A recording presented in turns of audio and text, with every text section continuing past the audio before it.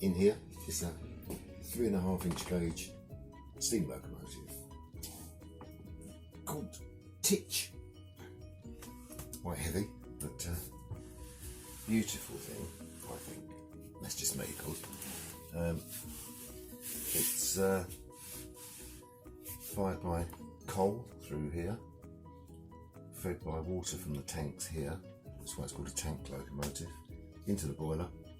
The draft pulls the heat from here, from the firebox, up through the chimney and makes steam. It starts off with one of these, electric blower, but in here is a blower that will run it while it's going along, pulling me along the track. I'll get back to you when I get it fired up.